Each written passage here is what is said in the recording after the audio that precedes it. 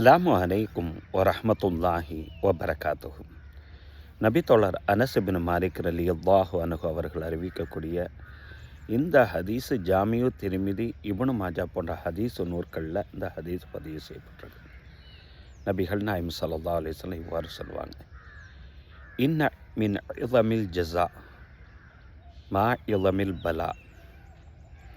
மிகப்பெரிய வெற்றிகள், மிகப்பெரிய கூலிகள் எல்லாம் மிகப்பெரிய சோதனையுடன் தான் இருக்கிறது. அது மிகப்பெரிய வெற்றிகள் எளிதாக கிடைப்பது கிடையாது, சோதனைக்கு பின்னால் தான் அது கிடைக்கிறது என்று சொன்ன நபிகள் நாயகம் ஸல்லல்லாஹு அலைஹி வஸல்லம் அவர்கள், அல்லாஹு தாலா ஒரு கூட்டத்தினரையோ அல்லது ஒரு நபரையோ இறைவன் விருப்பப்பட்டு விட்டான் என்று சொன்னால், பிரியம் கொள்ள ஆரம்பித்து விட்டான் என்று சொன்னால், இபுத்தலாகும் அவர்களை அல்லாஹு தாலா சோதிக்கிறான்.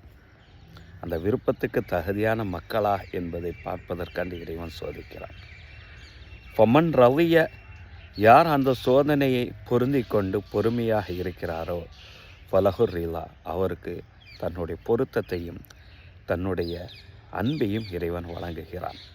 ஃபமன் சஹித, யார் அந்த சோதனையினுடைய சமயத்தில் கோபம் கொண்டு இறைவனை ஏசுகிறாரோ திட்டுகிறாரோ, ஃபலஹு சுஹ்து, அவர் மீது இறைவன் தன்னுடைய கோபத்தை வெளிப்படுத்துகிறான் என்றார்கள் நபிகள் நாயகம் ஸல்லல்லாஹு அலைஹி வஸல்லம் அவர்கள்.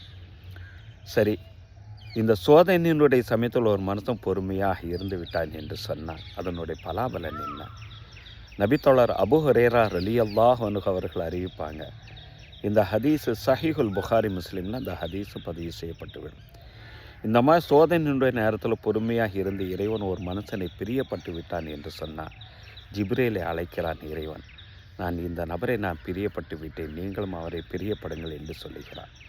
ஜிப்ரீலும் தான் பிரியப்படுவதாக கூறிவிட்டு வானத்தில் உள்ள மலக்குமார்களெல்லாம் அழைத்து, அல்லாஹ் இந்த நபரை பிரியம் கொண்டு விட்டான், எனவே நீங்களும் இந்த நபரை பிரியம் கொள்ளுங்கள், நானும் அந்த நபரை பிரியம் கொள்ளுகிறேன் என்று ஜிப்ரீல் அலைஹிஸ்ஸலாம் சொல்கிறார். வானவர்களும் பிரியங்கொள்கிறார்கள் என்ற அர்த்தம், நமக்காக வேண்டி நம்முடைய நல்வாழ்விற்காண்டி துவா செய்கிறார்கள் என்ற அர்த்தம்.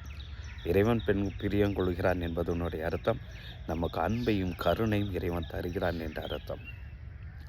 பின்பு உலகத்துக்கு பூமியில் இருக்கக்கூடிய அந்த நபர்களுக்கு மத்தியில் இந்த விஷயங்கள் போடப்படும். எல்லா மனிதர்களுக்கு மத்தியில் நம்ம பிரியம் உள்ளவர்களாக, இறைவனுக்கு பொருத்தமானவர்களாக நம்ம ஆக்கப்படுவோம் என்று நபிகள் நாயகம் ஸல்லல்லாஹு அலைஹி வஸல்லம் சொல்லி தர்றாங்க. நாம் இறைவனுக்கு பிரியமுள்ளவர்களாக நாம் ஆகுவோமாக. ஆமீன்.